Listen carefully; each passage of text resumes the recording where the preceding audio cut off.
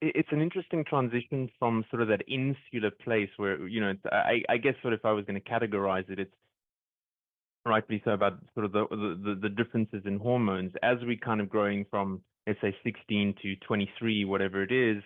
There's a difference in the desire to want to step into the spiritual space, which is more responsibility about the togetherness rather than being just so insular and actually just thinking with one's penis. And one of the things that I often say to the men that I work with is that we have to also learn how to feel with our penis.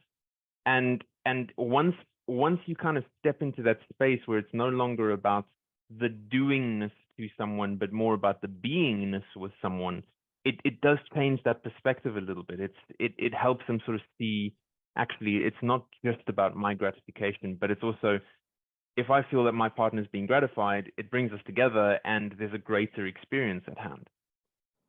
Yes, it's when they can get to that level of awareness, that does change the game a lot of times. And it's now there some guys, like the lady that's a reporter friend mentioned, that gave her an orgasm and then was very arrogant about it. That's a distinction I wanted to mention, that sometimes guys will want to be very technically good at giving orgasm, female ejaculation, whatever it is, simply for their ego. And they're feeding off the woman's response from that. And women can figure that out. Sometimes women don't care, but but they're emotionally detached. That's where it's quite interesting. I think it's also a bit of a confusing time for a lot of men, because on one hand, we've come from the background of having to be alpha men. Now it's stepping into, we need to have emotional intelligence and be more attuned to our emotional states.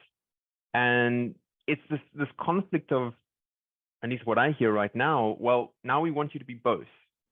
So which one is it? And then when you encounter someone who you're describing, that narcissistic component comes in, and it's like, well, yes, these kind of people read a person very, very well, but they are so emotionally detached that they will never give that person that full gratification that they're looking for.